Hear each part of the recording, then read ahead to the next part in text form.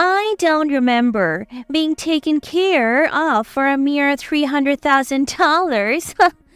Despite having paid the entire cost of the condo for my eldest son, David, and his wife, Barbara, it's Barbara who insults me.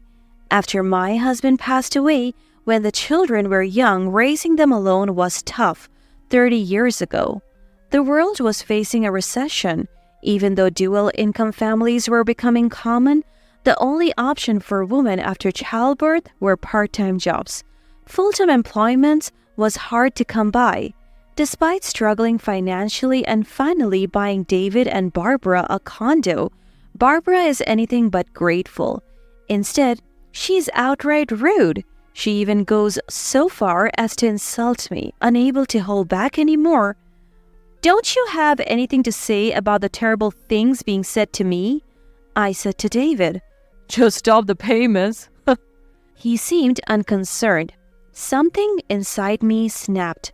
"With pleasure," I said, and I stopped all the payments I had been taking care of. My name is Patricia Smith. I'm 53 and raised 2 boys on my own. Married at 20, had my eldest son David at 22, and 3 years later, my second son Charles was born. My husband was kind and family-oriented. We were happy back then. He worked for a small to medium-sized company, not earning much, but as a housewife I managed by finding the cheapest groceries in ads. Before payday, it was all about stretching the budget. On payday, steak was on the menu. A clear reflection of our financial situation at the time. When Charles turned 3 and we were talking about wanting a girl, my husband died in a traffic accident.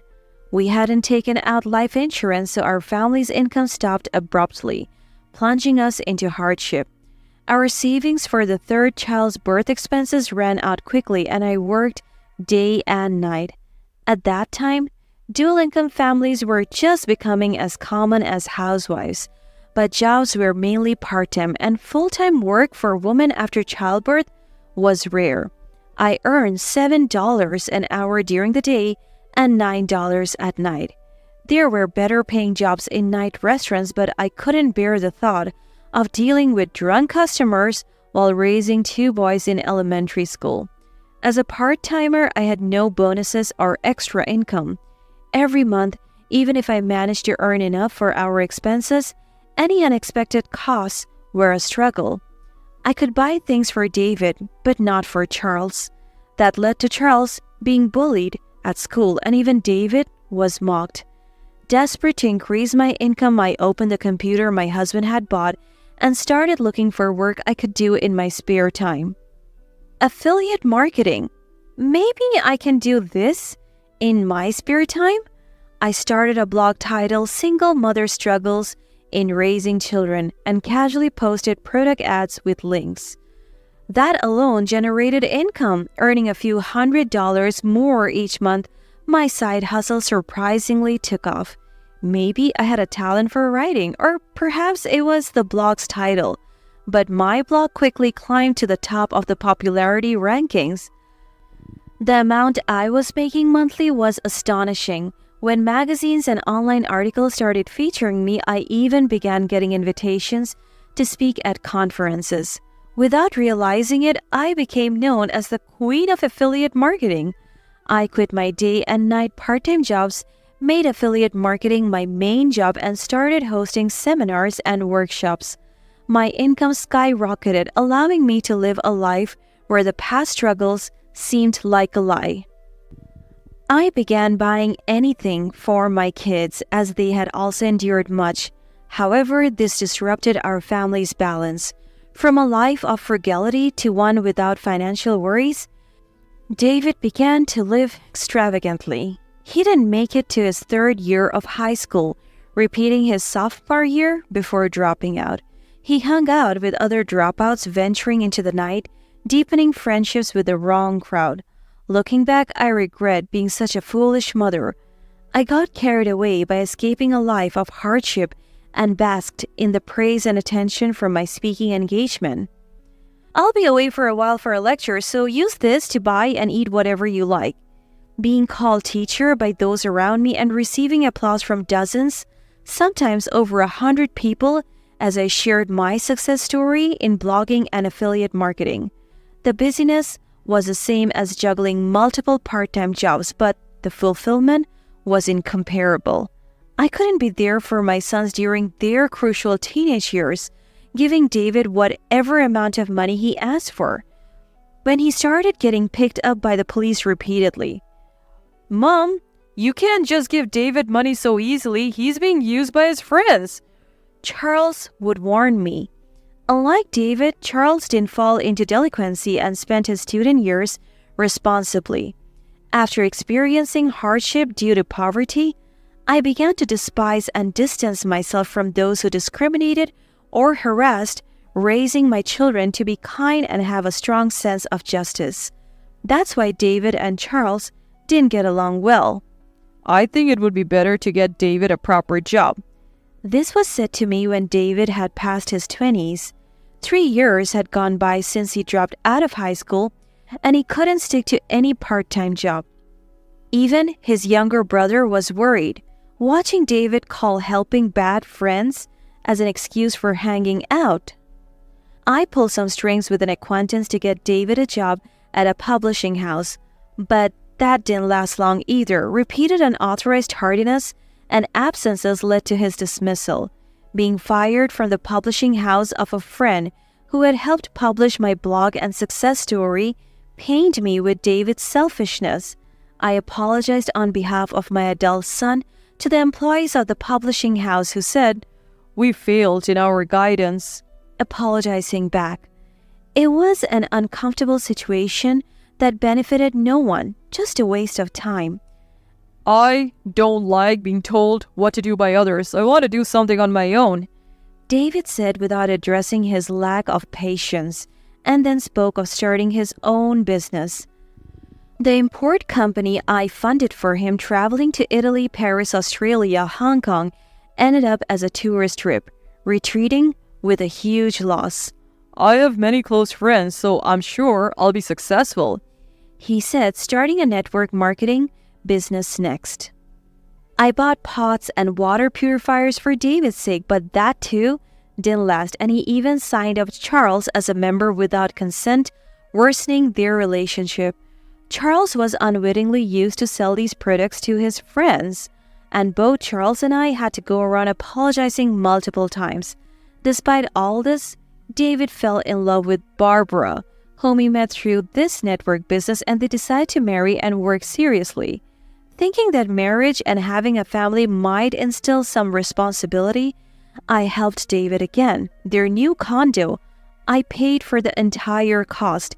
They didn't have a wedding due to their unstable life after quitting network marketing.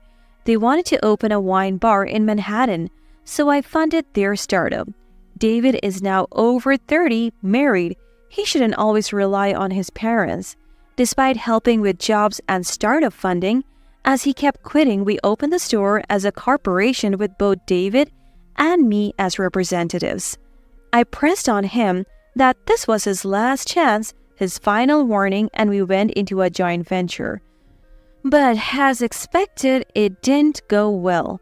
David bragged about getting good wines cheaply through contacts from his import days, but it seemed like he was just holding nightly drinking parties with friends. "Patricia, why don't you bring some friends over for drinks sometimes?" When I occasionally visit, a nearly passed out Barbara would brazenly ask, "Mom, you're an officer too. If you don't do something like sales, this place will go under." David, drunk and laughing sloppily, left me speechless. As a parent, I tolerated David's irresponsible words, but Barbara's attitude only brought disgust. "I come from quite a good family, you know. My parents are wealthy. If you're ever in trouble with money, I can help," Barbara would always say, holding an empty bottle of red wine. However, having met Barbara's parents just once at a family meeting, they didn't seem affluent at all, and I only remember the intimidating presence of Barbara's brother, Richard. "Man, I always wanted a brother, so I'm happy about this." David was oddly attached to Richard at that time. Months after opening, the bar was recording tens of thousands of dollars in losses each month, and the startup funds I provided were depleted. Now, I'm covering the monthly deficits, but neither David nor Barbara show any sense of urgency or anxiety. What should I do? I finally reached my limit and consulted with my younger son, Charles. Charles had been avoiding David since the network business incident, but he took my concerns seriously. I'll look into a few things. There's been something on my mind for a while, he said. A week later, I visited David's bar. The end of the month was near and the deadline for rent and utility payments was approaching. I needed to check the sales and cover any shortfall. It was 9 p.m., the busiest time for a wine bar, yet the only people inside were Richard and his friends, with David and Barbara drunkenly joining them at the table. How many times had I witnessed this disheartening scene in the months since opening? I sighed deeply and approached David. David, if this continues, I'm going to shut down the shop, I said calmly. The first to react wasn't David, but Barbara. Why are you making that scary face? If that's the case, Patricia should do some sales and bring in her acquaintances, she said, causing discomfort with her tone. You said you would work hard with David, but what's this behavior all about? I didn't want to even speak to Barbara, but in this situation, I couldn't avoid it. Every day, they just drank with Richard's friends. What was their intention? I couldn't help but confront them. Though Barbara was too drunk to give a coherent answer, Richard spoke up instead. What are you saying? You are a giant representative. Quitting would just damage your own reputation, he said arrogantly, sitting back on the sofa, showing no respect for an elder or a relative. People who are poor don't know how to handle money. It's fine. We're spending it for you, Barbara shockingly said, making me lose my composure. How can you say something so awful? I paid for the startup of the shop and even your condo, I blurted out. I'd always indulged their whims, feeling guilty for the hardships my children faced due to money when they were young. But Barbara's insults, despite me paying for their condo, were too much to bear. Then Barbara said, I don't remember being taken care of for just $300,000, and turned away. David, don't you have anything to say about the terrible things being said to me? I confronted David, who didn't even try to defend his mother, being insulted right in front of him. Stop the payments then, David said, his face red from drinking, not even looking at me. Something inside me snapped. With pleasure, I said, and left the bar. As I exited, Barbara's voice loudly echoed, Go ahead and try if you can. A few days later, the month had changed and I was summoned to the bar by David and Barbara. They were probably being hounded for payments since I had stopped all the end-of-month payments. I'll go with you, Charles said, joining me, which was reassuring. We arrived at 1 p.m. for the discussion, choosing a time when that couple wouldn't be drinking. David, Barbara, and even Richard were there. Richard started the conversation first. What, did you bring a man as your bodyguard today? He said mockingly at the sight of Charles. David explained to Richard, Oh, that's my brother. And Richard nodded in understanding. Their speech was clear, indicating they hadn't been drinking, which was a relief. However, it bothered me that while Barbara and Richard were seated on the sofa, David stood alone. So what's your plan? Not paying rent or utilities? Richard suddenly began, his feet slamming onto the table with an audacious attitude. His rudeness was infuriating. This has nothing to do with you, I retorted in an argumentative tone. No, it's not entirely unrelated. Let's proceed. Charles interjected. I'm Charles Smith, an attorney. Barbara Jones and Richard Brown, who claims to be your brother. I'm suing you for fraud and embezzlement. When Charles clearly and logically stated his intention, the three in front of us exchanged confused glances. Charles, when did you become a lawyer? At the time of the network business incident, Charles was still in high school. Since then, he hadn't had a proper conversation with his brother, so David was unaware of Charles' profession. Barbara Jones, You haven't yet submitted your marriage registration with David Smith, but you live in the condo my mother bought with David and work in the store she funded. So it's considered a common law marriage. Charles continued methodically, ignoring David's question. What? You haven't submitted the marriage registration yet? David was surprised by Charles' revelation and questioned Barbara, readjusting her posture from a slouch position. That is... Barbara stammered. I had thought Charles's investigation was about this when he mentioned looking into something, but it seemed he had delved much deeper, speaking as if he had prepared for this moment. Furthermore, you have had an intimate relationship with Richard Brown before moving in with David, and you live together, right? Charles's next assertion shocked David, who interjected, Richard, your last name is Brown. It was a fact I was learning for the first time too, but David's naivety frustrated me. Additionally, you're still staying at Richard's house several times a week, which suggests a common law marriage with him too, potentially constituting bigamy. As Charles pressed Barbara, she became flustered and confronted Richard sitting next to her. Wait, Richard? What's this about? You said deceiving David wouldn't be a crime. Barbara's panicked confession in front of me and David revealed she was following Richard's instruction to deceive David, essentially admitting the crimes Charles accused her of. I was appalled. You approached David for money, intentionally deceived him, and maintained a polygamous relationship. It looks like marriage fraud too. Charles pointed out calmly, not missing a beat of their reactions. There was no escaping now.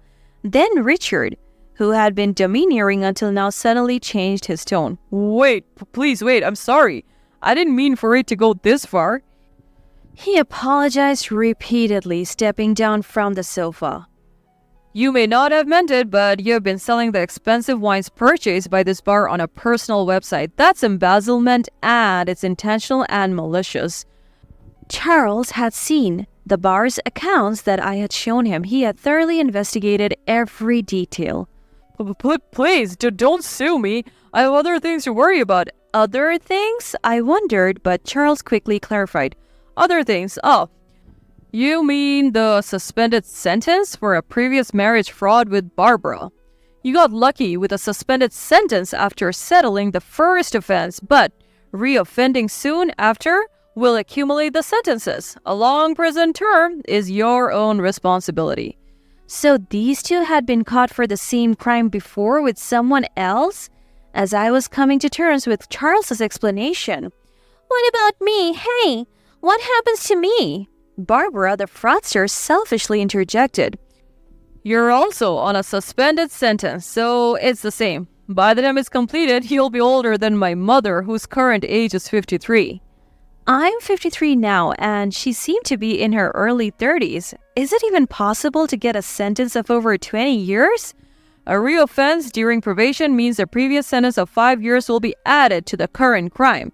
With evidence of embezzlement, fraud, and bigamy, be prepared. Charles explained, although I don't understand the details. It seemed severe. The two resigned themselves, falling silent. What? So I was a victim of deception. Charles, thank you. You saved me. David naively and inappropriately thanked Charles, assuming his innocence. We'll be pressing criminal charges against these two, but I'm also considering a civil lawsuit against David. Charles coldly informed the jubilant David. What's that? I don't understand complicated stuff. David exclaimed in frustration. Charles mentioned suing David for neglecting his management duties in our joint venture, influenced by Brown, and for turning a blind eye to the expensive wines Brown had been diverting. If David doesn't change, I might even press criminal charges for breach of trust. Charles stated unequivocally. I remained silent as the three pleaded. Please have mercy. To Charles. Charles had heard bad rumors about Barbara Jones since the network business incident and had been aware of her existence. While studying law in college and working part-time at a detective agency, Charles strategically sought connections to aid his investigations, aiming to pass the bar exam. After graduating, he continued his part-time job at the detective agency while persistently taking the bar exam, finally becoming a lawyer last year. Despite being a new attorney, he's respected for his investigative skills. His sense of justice, forged by unjust childhood bullying, has shaped him into a calm and assertive adult. Even though they're brothers, I can only sigh at the differences between him and David. The difference between him and his brother David is stark, a reminder of my shortcomings in parenting. Though Charles has learned from these negative experiences. Years later, Charles hasn't sued David, Barbara, or Richard. In fact, he hasn't yet. He says there's time due to the statute of limitations for fraud, and with evidence ready, there is no rush. He's waiting to see if they genuinely reform. I'm not well versed in law, so it's unclear to me how this differs from a threat, but the three have drastically changed. Barbara now works in a nursing home, cutting her hair and nails and foregoing makeup. Richard is at a monastery, busy with chores and cleaning as a novice. Naturally, they are probably afraid of being sued. David, the one I was most concerned about, has cut ties with Barbara and Richard and is running the wine bar alone. His introduction to quality wine imports seems valid. Inspired by Charles, he's now earnestly managing the business. The location I chose for the bar is prime. While not bustling, it shouldn't incur huge losses if managed properly. It seems he's waking up, gradually gaining recognition for providing quality wine. He is diligently transferring the amount stated in Charles's written agreement to me each month. If I'm convinced of his genuine change, I might use the story of the wine bar's trials for a book and its release party.